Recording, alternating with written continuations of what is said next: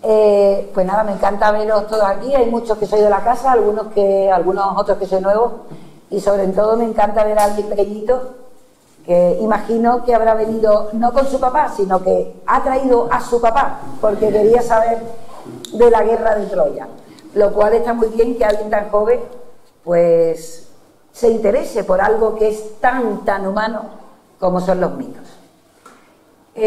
Nosotros somos una escuela de filosofía y, por supuesto, no hay nada más mítico que incluso la filosofía, porque cuando se habla de los comienzos de la filosofía, pues se habla de esos comienzos míticos del pensamiento humano, ¿no? Y parece que hay un abismo entre esa época mítica y la época filosófica.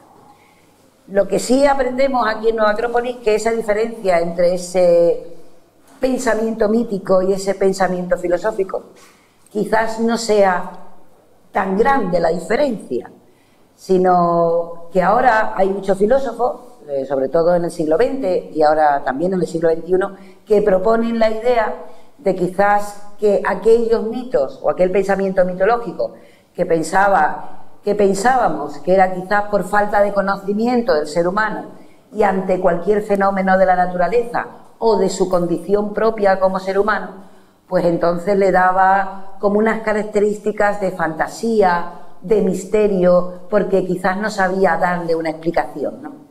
Y ahora, como os digo, hay muchos autores que nos hablan que quizás el mito no solamente haya sido esa mirada hacia lo misterioso, sino que también puede ser una mirada y quizás una respuesta a lo más misterioso que tenemos nosotros, que es nuestro propio yo, nuestro propio conocimiento.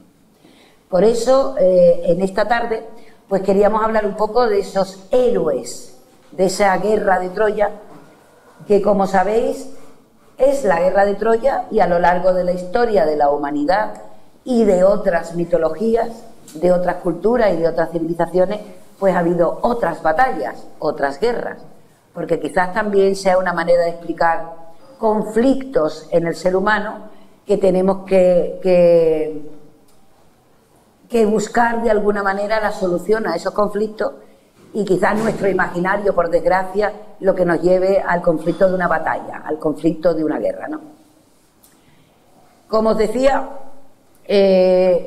yo quería leeros primero, para introducirnos en el tema, antes de que me enrolle, que yo me suelo enrollar mucho, quería leeros los primeros versos de la Ilíada, ¿vale? Que dicen así: canta, oh diosa, la cólera del pélida Aquiles, cólera funesta que causó infinitos males a los aqueos y precipitó al Hades muchas almas valerosas de héroes, a quienes hizo presa de perros y pasto de aves. Cumplíase la voluntad de Zeus, desde que se separaron disputando el Atrida, rey de hombres, y el divino Aquiles. La guerra de Troya, en realidad, la cuenta una parte, lo que es la Ilíada, y otra parte, lo que es la Odisea. Estas dos obras, que son patrimonio de la humanidad, es decir, ya forman parte de las grandes obras que son como los fundamentos de cultura, es decir, de nuestra cultura occidental, que por supuesto es greco-romana, pues los fundamentos, la base es la Ilíada y la Odisea, ¿vale? Es como las primeras grandes obras que asientan nuestra cultura. Yo quería primero hablaros de que todas estas obras míticas tienen un componente histórico, tienen un componente mítico, y yo creo que tienen un componente místico por el que nos hablan a los seres humanos, que es a lo que yo quiero llegar al final de esta introducción, ¿vale?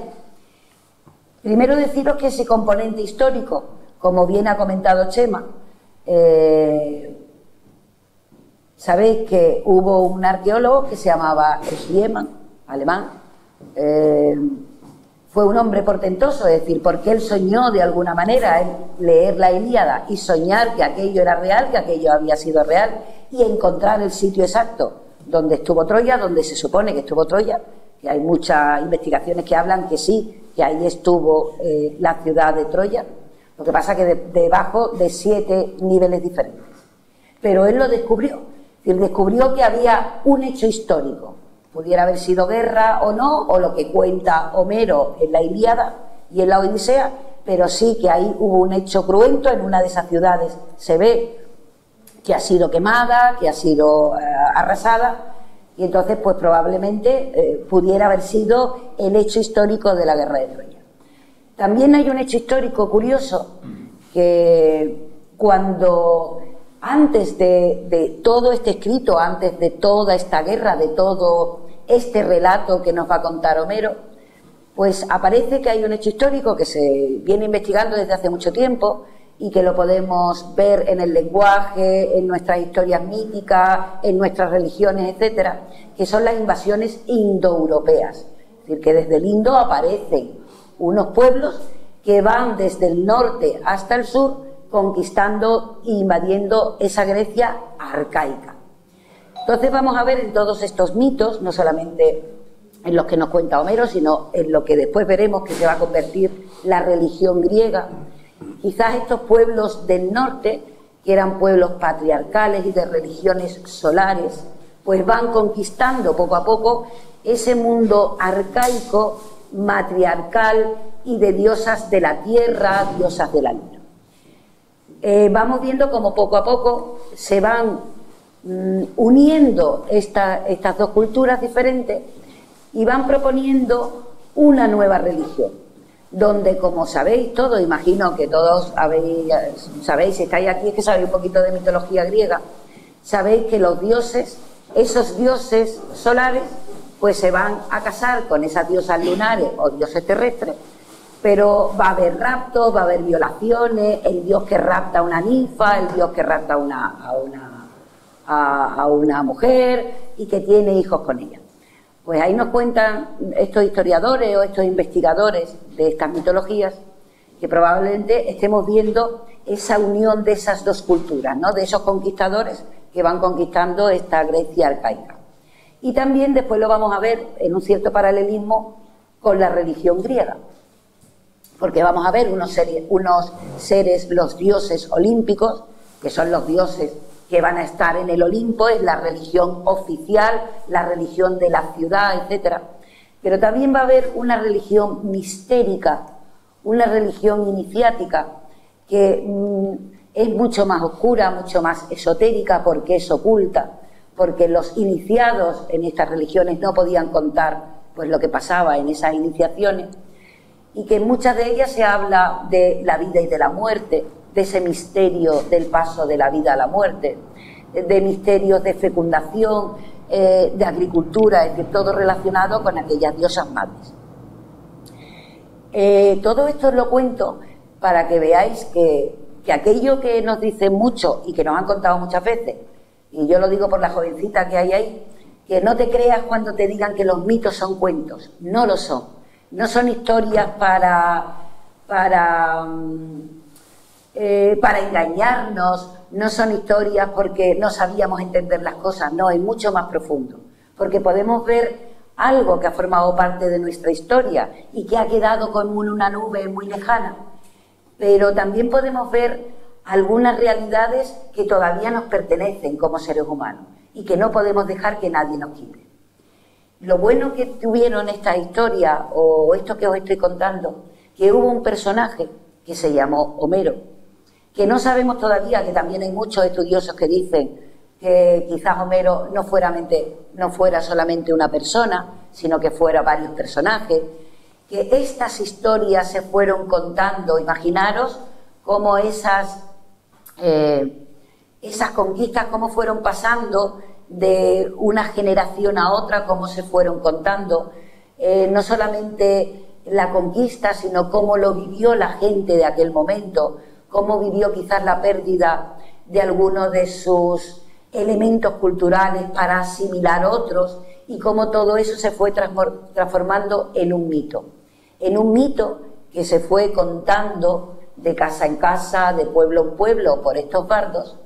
Pero sí que también hay muchos estudiosos que dicen que sí puede ser que hubiera un personaje, que en este caso fuera Homero, que fue el que unificó y el que le dio como la integridad como obra.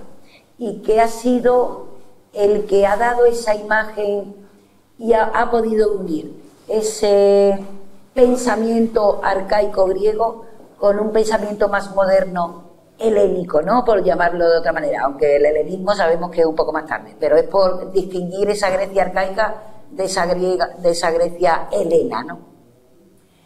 Pues como os decía, Homero va a escribir estas dos obras que son fundamentales para nosotros, para los seres humanos. La Ilíada, y es curioso, la guerra de Troya dura 10 años. 10 años porque hay un hecho que va a llevar a que ocurra esta guerra. Y como el detonante es el rapto de Helena. Después voy a hablar un poquito de cada uno de los personajes, porque también yo creo que a lo largo de la historia se ha interpretado de una manera o de otra cada uno de los personajes. Pues Helena es hija de Zeus y de Leda.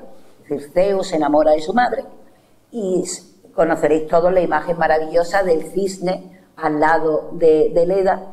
Y este cisne va a seducir, es Zeus disfrazado de cisne. Zeus se disfraza de muchas cosas.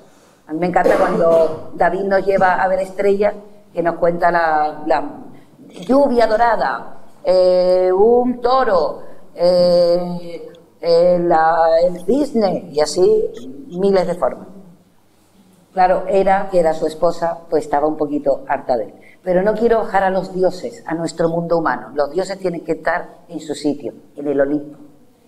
Pues resulta que Zeus con Leda va a tener, es que si digo que pone 2 huevos queda muy feo, ¿verdad? Y es que en Cádiz estas cosas no sé. Yo mira que no quiero quedarme ahí arriba, pero no puedo. Tiene 4 hijos: Leda, Clitemnestra, Cástor y Polus. Sabéis que Cástor y Polus después se van a convertir en 2 dioses muy importantes. La leyenda o el mito cuenta que 2 de sus hijos son mortales porque son hijos de Tindareo y otros 2 hijos son inmortales porque son hijos de Zeus, que en este caso sería Helena y Polus. Creo que son Helena y Polus. Bueno, pues Helena es la mujer más bella de ese momento. Es decir, es, no sé, el canon de belleza. Su padre, pues cuando se va a casar, aparecen cientos de postulantes a tomar su mano, ¿no? Y entonces su padre, que viendo que aquello se puede convertir en casi una catástrofe ya desde el principio, pues decide que su mano se la va a dar a Menelao, que era el rey de Esparta, y que va a hacer como una especie de trato entre todos esos novios que quería tener, pretendientes.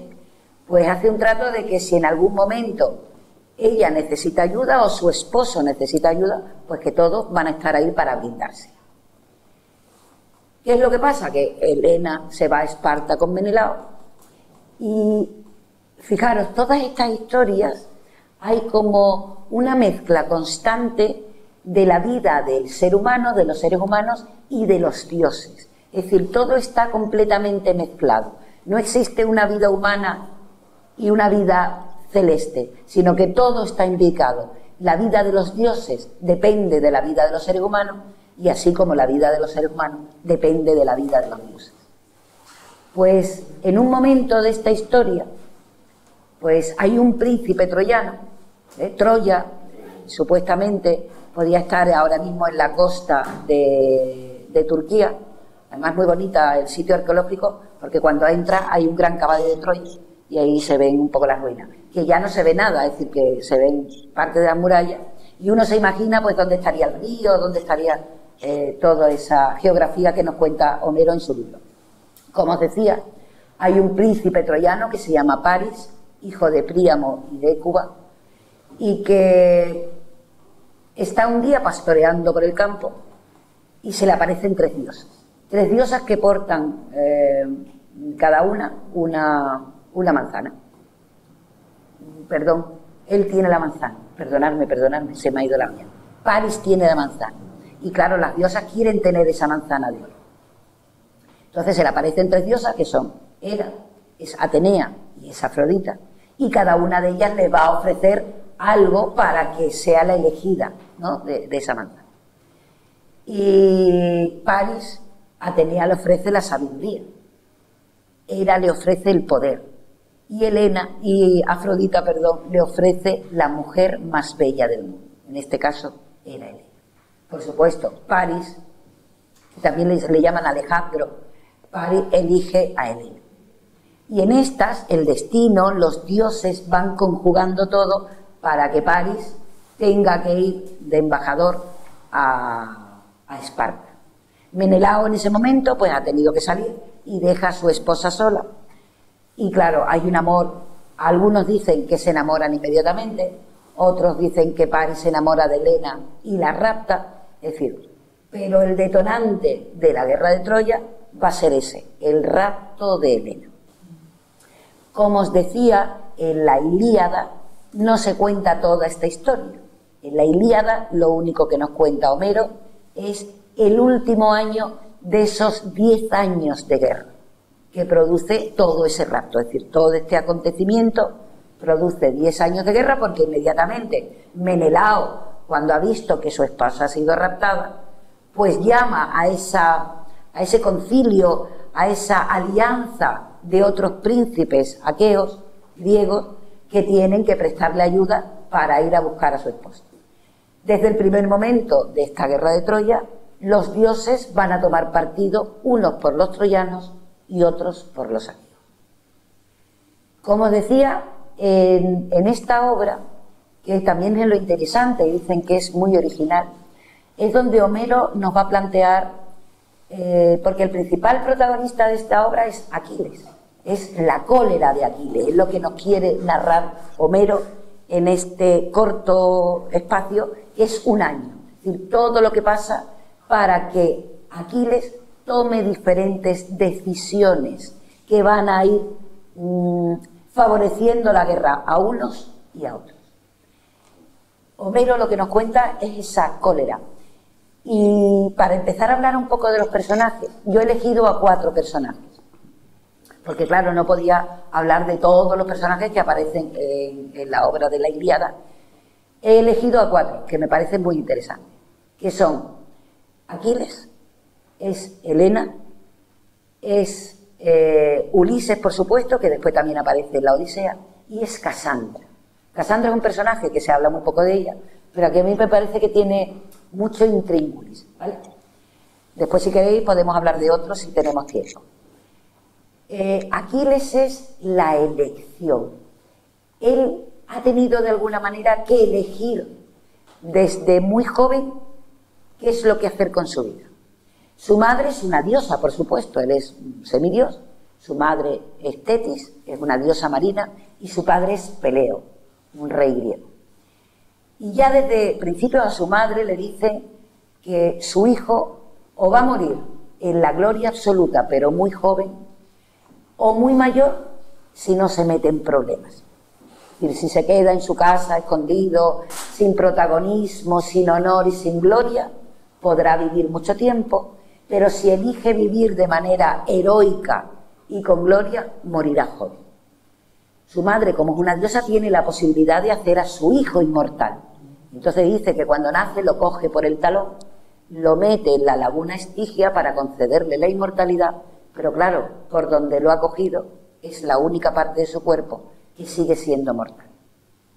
También hay un momento de la historia de Aquiles donde su madre, que sabe que él de alguna manera su vocación o su aliento es llegar a ser a ese héroe glorioso, lo esconde y lo viste de mujer y lo esconde pues con las hilanderas de su casa, ¿no?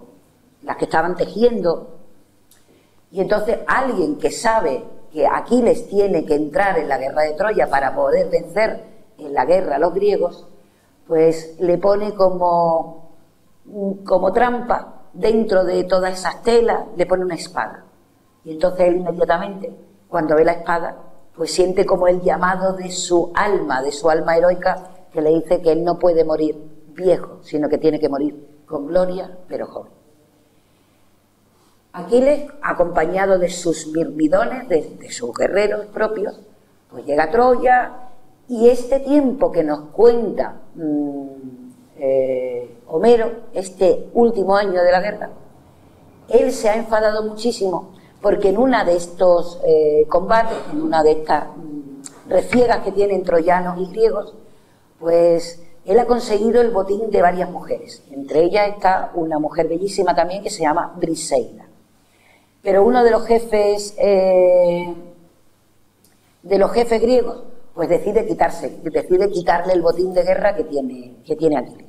Aquiles entra en cólera y es lo que viene a narrar en ese momento Homero, es decir, él decide que deja las armas, que está muy enfadado, ha montado en cólera porque le han quitado parte de su botín, parte de lo que era del propio. Y entonces decide que se va a meter en su tienda de campaña, por supuesto, quita a sus guerreros de la lucha y decide que ya no lucha más. En ese momento va a haber empiezan a ganar los troyanos, es decir, antes, cuando ya falta Aquiles y sus tropas, las que le acompañan, pues ya los troyanos empiezan a ganar.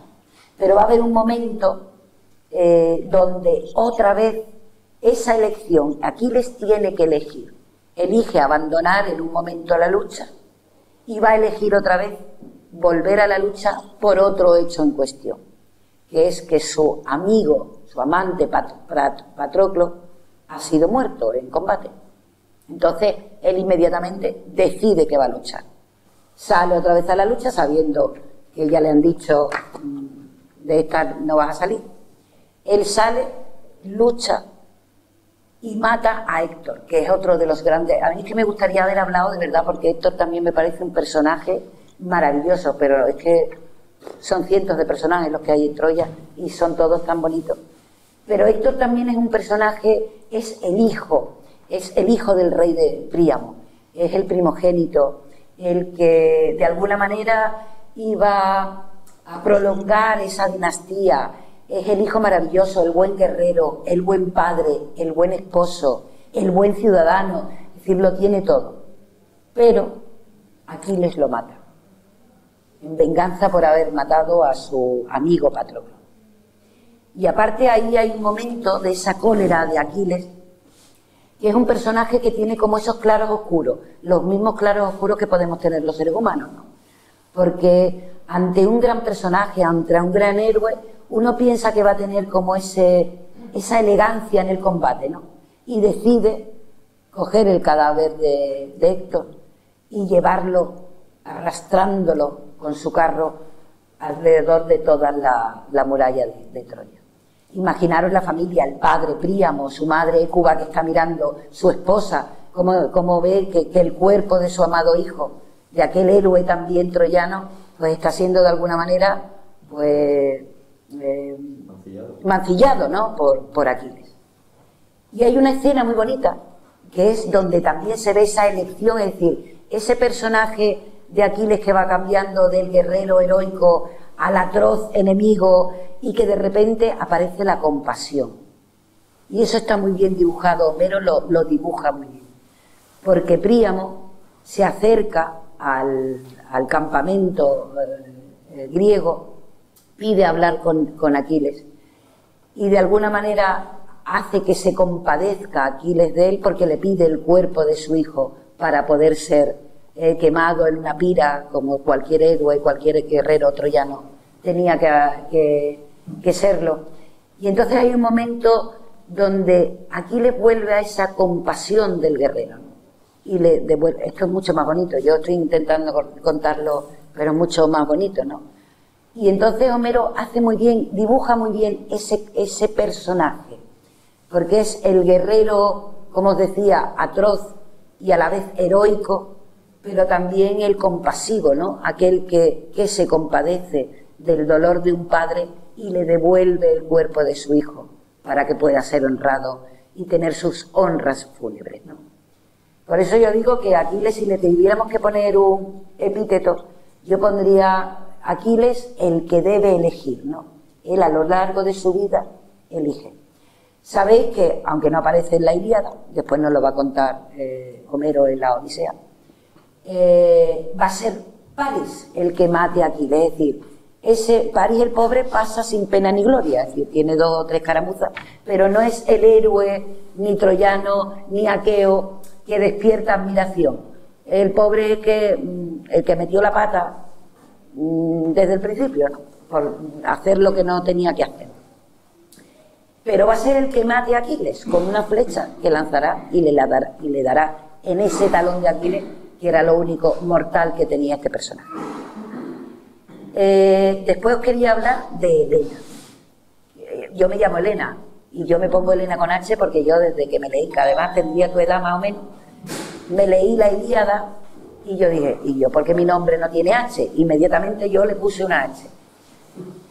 Porque me gustaba, además se ve más bonito Helena con H que sin H. Helena es la mujer incomprendida, ha sido la maldita, es pérfida, la dibujan absolutamente de lo peor, es la más mala, es la mujer seductora, es la mujer traidora, es como de alguna manera ese arquetipo quizás que tenían estos pueblos que venían, estos pueblos solares, tenían quizás la visión de esas mujeres que eran poderosas, que eran mujeres donde regía un matriarcado, eran mujeres independientes, mujeres que representaban la vida, es decir, la tierra, que representaban de alguna manera el poder. Entonces, Helena, por supuesto, es esta reina espartana. En todas las mitologías, es decir, no solamente Homero nos habla de ella, después hay muchas obras que hablan de Helena, incluso aparece en obras de Goethe, en Shakespeare, y siempre aparece como esa mujer bellísima, es decir, es como la mujer más bella de todas, pero es muy mala. Y además es muy mala y es la responsable de los males que van a ocurrir a la gente que está a su alrededor. Fijaros que después hay muchas versiones. Como os decía, en la mitología hay muchos raptos, como también hay muchas guerras y muchas batallas. En la India pues aparece también el Bhagavad Gita. Y raptos, también aparece otro rapto famoso en la India, que es el rapto de Ravana, que hace a Sita, la mujer de Rama.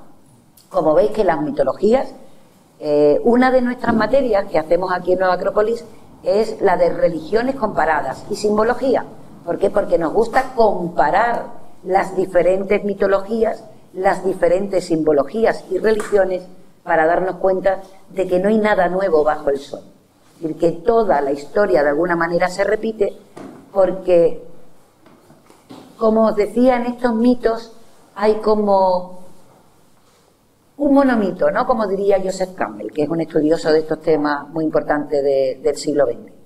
Él cuenta que toda esta mitología parte de unos arquetipos humanos, de una manera de explicarnos el mundo, de explicarnos la vida, de explicarnos incluso cómo somos por dentro y de darnos una serie de soluciones y de caminos para nuestro propio conocimiento interior y del mundo que nos rodea. No son cuentos sin más, sino que son cuentos con sentido, con el sentido de la vida. Estos mitos intentan enseñarnos hacia dónde caminar, hacia dónde tenemos que ir. Y en todos estos mitos aparece como un esquema, que es el esquema del camino, el camino del héroe o de la heroína. El héroe tiene que tiene que salir de su zona de confort. Vamos a poner otra vez el ejemplo de Aquiles, ¿no? Sale de su zona de confort, es decir, deja su reino, donde él podría haber vivido muchos años, pero sin pena ni gloria, y se enfrenta a un camino donde va a haber una serie de dificultades y donde va a encontrar maestros, amigos, que le van a ayudar en ese camino. En este caso, Aquiles, en ese camino, va a encontrar a su maestro, que es el centauro Quirón, y a su amigo, que va a ser Patroclo, ¿no? Que le va a acompañar en toda esa guerra de Troya a lo largo de esos 10 años, donde al final él va a encontrar pues esa gloria que va a llegar a través de la muerte, ¿no? Y a través de la lucha contra el resto de héroes troyanos. En el caso de Helena también hay un viaje, porque ella también es una heroína. Ella también, cuentan que a Helena la raptan 2 veces. En la mitología, Teseo la rapta por primera vez y después ya, en segunda, se va de manera voluntaria o es raptada también por París.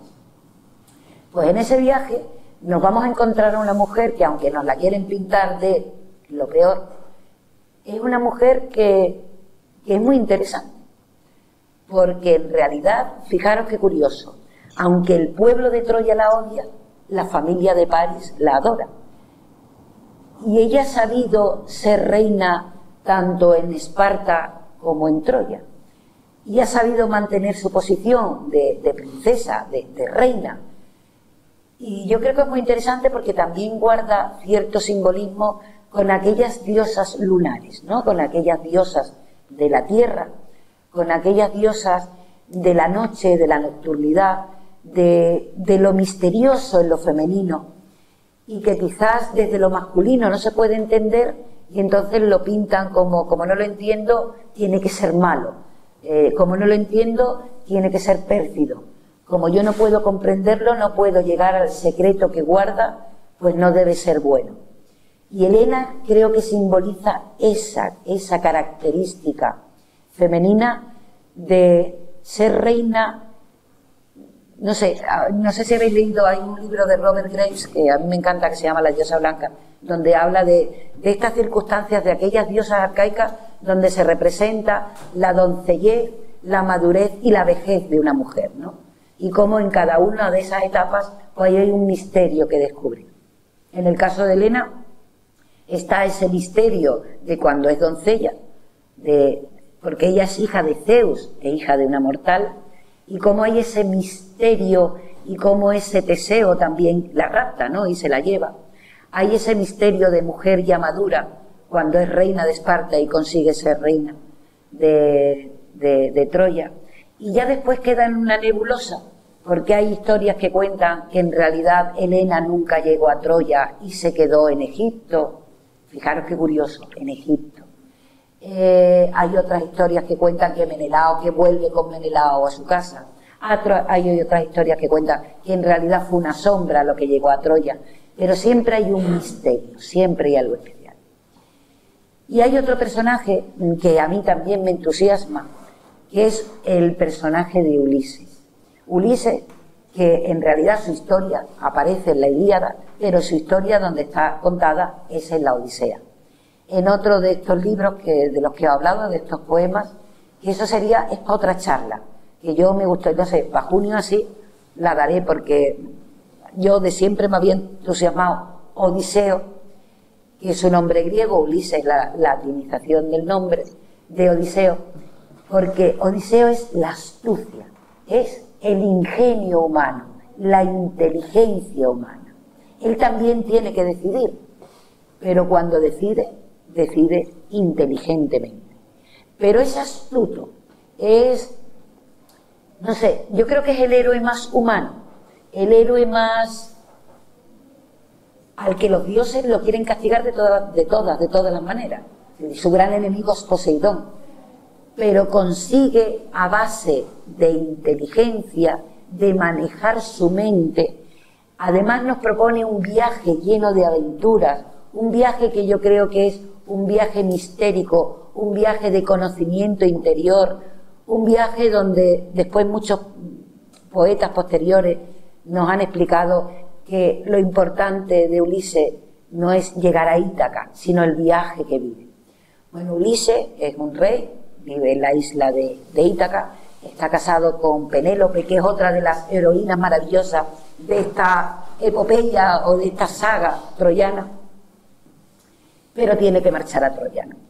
Y entonces cuando llega a Troya, pues allí con astucia él va a resolver varios asuntos entre guerreros, entre unos y otros, pues va a resolver las disputas que va a haber entre unos y otros. Y al final, pues cómo vencemos de una vez a los troyanos.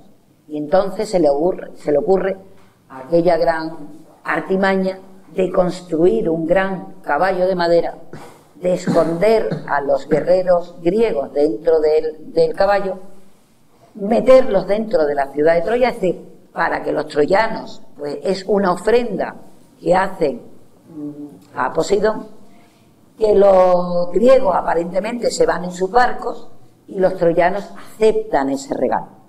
Y ese regalo, pues era un regalo muy soñado, porque estaba dentro todos los guerreros griegos.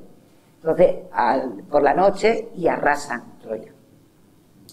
Fijaros, eso que os decía de la historia y del mito, hay muchos historiadores que al ver las ruinas de esta posible Troya en Turquía, pues se ve que una de estas Troyas ha sido derrumbada por un gran terremoto.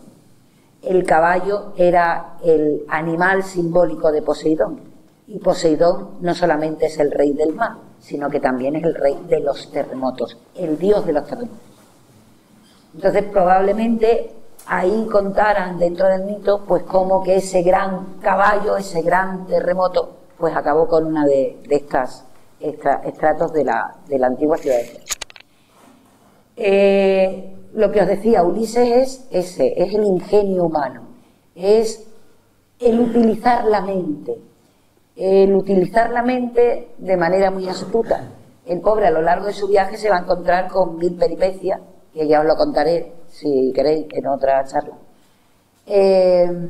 Pero él siempre va a ir solucionando todos los problemas, hasta que llega incluso a Troya, que allí, a Ítaca, allí se encuentra con un gran problema, que son todos los pretendientes que están pretendiendo a su esposa Penélope. Como Penélope también ha utilizado esa astucia para guardar todo ese tiempo, tejiendo y destejiendo aquel telar, y como Ulises al final pues llega y vence, ¿no? Lo que decía, lo importante de Ulises es el camino del héroe que hace. Cada una de las pruebas tiene un simbolismo, tiene un significado. Y ya para terminar me gustaría hablaros de Casandra. Casandra es un personaje, es una de las hijas también de Príamo y de Hécuba, y es un personaje muy enigmático, porque es una sacerdotisa dedicada al dios Apolo. Apolo ha querido pues que esté con él y le ha ofrecido el don de la profecía, pero ella ha rechazado a Apolo, ha rechazado al dios Apolo. Y entonces Apolo, para castigarla, pues hace que todas las profecías que ella prediga, pues van a ser, nadie las va a creer. Todas van a ser verdaderas, pero nadie va a creerla. Entonces ella es un personaje como, no sé, a mí me parece muy interesante. Hay gente que no le gusta nada, porque es la pobre que continuamente está prediciendo, perdonadme con el verbo, pero es que es muy difícil, predijo, prediciendo qué es lo que va a pasar, pero nadie la cree. Y ella predice que cuando llega Helena va a ser el final de la ciudad, cuando llegan los griegos, que por supuesto, cuando aparece el caballo, dice que no, que este caballo es una trampa, nadie la va a creer. Sabéis que en psicología hay un síndrome de Casandra. Sabéis que hay muchos síndromes con nombres de personajes griegos. El complejo de Edipo, el síndrome de Casandra. El síndrome de Casandra, que lo he investigado un poquito a nivel psicológico, es aquel síndrome que tienen muchas personas que continuamente están contando cosas malas, que van a pasar cosas terribles, catástrofes, pero desde un punto de vista muy negro, muy oscuro. Y entonces y llegan incluso al enfado o a la depresión cuando ven que aquellas predicciones no se cumplen. Pero siempre viven en el lado oscuro de la vida, nunca viven en el lado claro. Y fijaros lo curioso, porque Casandra es sacerdotisa de Apolo, y Apolo es el dios de la luz, es el dios de la armonía. Entonces, como de alguna manera, al no querer haber sido poseída por Apolo, pues cae en ese lado oscuro. Y aparte, Casandra, que cuando cae la ciudad de Troya es dada a Agamenón como botín, ya ella también le va diciendo por el camino que sepas que cuando llegues a tu casa te van a matar. Y que, por supuesto, nadie la cree. Y entonces cuando llega, sabéis que Clitemnestra, y aparece otra historia, pues mata a Agamenón, al rey Agamenón, y por supuesto mata a Casandra. Lo interesante de Ulises es la mente. Yo creo que en realidad lo que simboliza es la mente del ser humano. Es el héroe, yo creo que por autonomasia humano, es decir, es el que está ahí, es el que utiliza su mente para pasar todas las pruebas. El resto las pasa luchando y él las pasa pensando. Bueno, es que ya me meto en la Odisea, no quiero meterme, pero con la sirena, sabe que tiene que pasar la sirena, y él quiere escuchar, el ser humano quiere escuchar qué le van a contar la sirena, y él hace, yo quiero escucharla, pero atarme al mástil para que yo no pueda ir a buscarlas, ¿no?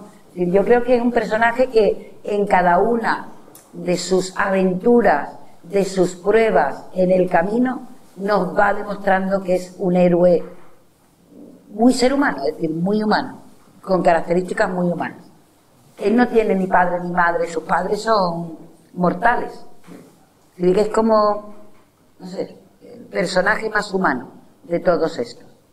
Mira, en todas las grandes obras de la humanidad, ya sea el Mahabharata, ya sea la Ilíada, la Odisea, ya sea la Biblia, ya sea, es decir, las grandes epopeyas humanas, es decir, aquellos escritos que son patrimonio de la humanidad, es decir, que ya no pertenecen a un pueblo en concreto, tienen muchas claves de interpretación, hay muchas llaves con las cuales puedes tú mirar a cada una de esas obras. Tienen, como os decía, hay una parte mítica, hay una parte mística, hay una parte histórica, hay, no sé, entonces cada uno de los personajes nos hablan a diferentes contextos como seres humanos, ¿no? Desde la parte psicológica, no sé, de Ulises, ¿qué podríamos aprender? Pues el saber elegir, es decir, uno tiene que saber elegir si quiere vivir una vida anodina o quiere vivir una vida de gloria y él lo elige, ¿no? Y que se puede ser compasivo, no sé, es que tiene muchas características, porque es que nuestra cultura es grecorromana y nuestra base, nuestra religión es grecorromana. Nuestra justicia, nuestra cultura, es grecorromana, es que todo viene de ahí. Y lo bueno es que si profundizamos en esto, ya no solamente grecorromano, sino que todo lo grecorromano proviene de alguna manera de un mundo más oriental, y ahí ha habido una mezcla maravillosa, ha sido puente entre Oriente y Occidente. Entonces yo de un personaje mítico, por ejemplo, que no es mítico, que fue un personaje real, pero que ya entra dentro de la mitología y del pensamiento humano, como puente entre Oriente y Occidente, yo me quedaría con Alejandro Magno, que yo creo que ha sido el símbolo él quería ser Aquiles. Y no sé si de alguna manera, bueno, murió joven como Aquiles. Entonces, pero yo creo que consiguió ser ese héroe, ¿no?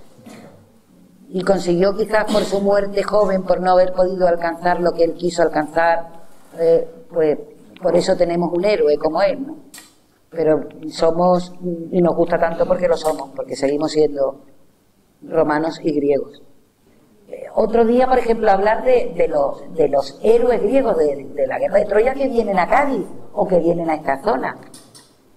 Menesteo, que es el famoso oráculo de Menesteo, que está en el puerto de Santa María, o otros dicen que está en San Lucas, de cómo en ese movimiento de cuando parten de Troya, pues, y eso quizás nos hablaría pues de corrientes de transmisión de conocimiento entre Oriente y Occidente.